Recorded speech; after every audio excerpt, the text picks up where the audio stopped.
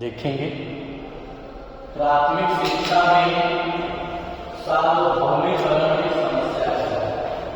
आखिर जो प्राथमिक शिक्षा की व्यवस्था की गई है, जो निःशुल्क अनिवार्य शिक्षा की व्यवस्था की गई है, आखिर समस्या कहाँ से उत्पन्न हुई और क्यों उत्पन्न हो रही है?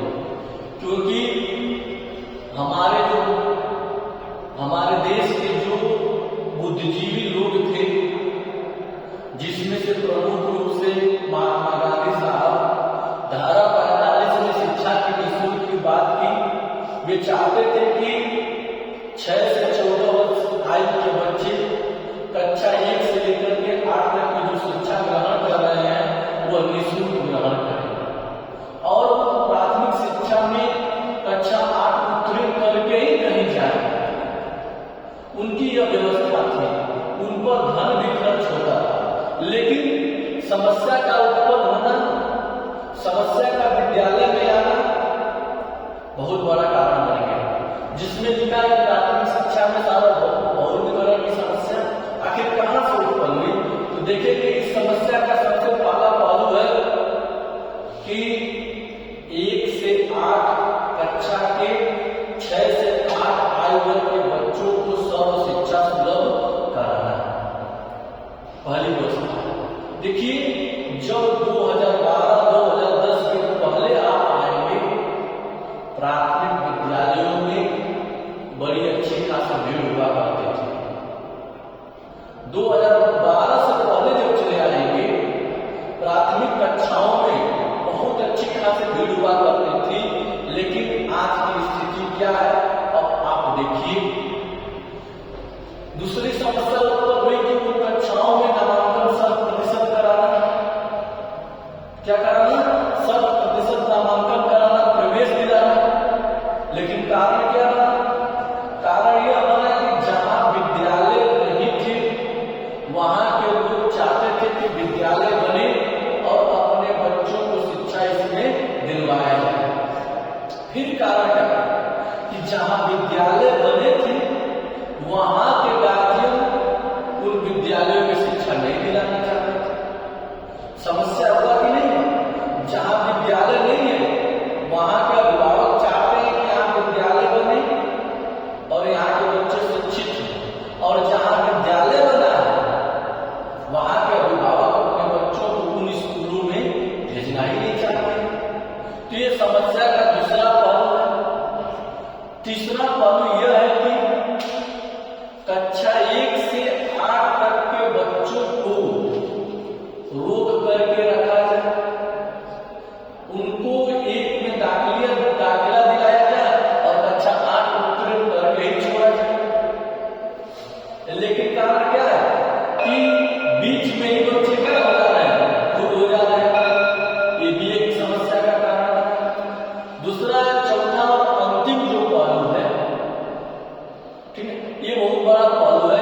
इस पहलू में स्थितियां ये बनी कि लक्ष्य तो रख दिया गया, उन बच्चों को कक्षा 8 उत्तीर्ण करके ही छोड़ा जाए। तो स्थिति क्या बनी, जिसमें 20% बच्चे पाठ्यक्रम को ही नहीं समझ पाते थे, पाठ्यक्रम को ही नहीं जान पाते थे, तो 8 कहां से उत्तीर्ण करेंगे। तो यह प्राथमिक विद्यालयों में सार्वभौमिकरण की समस्या है। सच में हमारे देश की जो शिक्षा व्यवस्था है बड़ी खस्ता हालत हो गई है। अगर यह कहा जाए कि हमारे देश में अगर ईसाई चर्च जो मिशनरी स्कूल न रहे, तो हमारे देश की शिक्षा हालत में बद से बदतर हो जाएगा। हमारे देश में हिंदू मुस्लिम की बात करने वाले लोग से यह प्रश्न करिएगा कि आपके बच्चे कहाँ पढ़ते हैं, तो सवाल आपको यही मिलेगा कि उनके बच्चे अगर बहुत ज्यादा पढ़ते होंगे, फातिमा स्कूल में पढ़ते होंगे, सेंट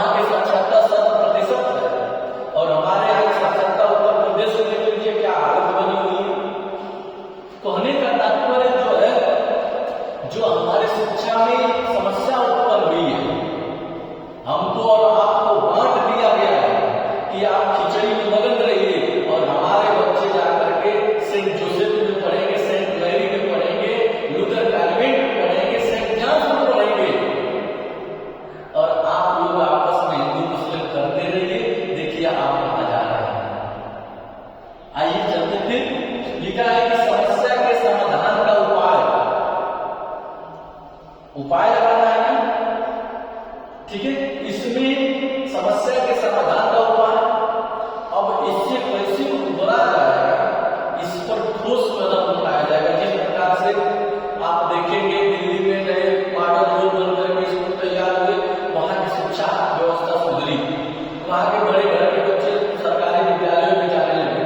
तो ऐसा ही ठोस कदम उठाने पड़ेंगे, तब जाकर के शिक्षा की व्यवस्था, शिक्षा का समाधान, शिक्षा की समस्या का समाधान होगा, अन्यथा ऐसा होने वाला नहीं। अगला है अपव्यय। अपव्यय क्या है? अपव्यय का मतलब व्यय करना। अपव्यय का मतलब व्यय करना। जिस प्रकार से राज्य सरकार, केंद्र सरकार प्राथमिक विद्यालयों में खिचड़ी के रूप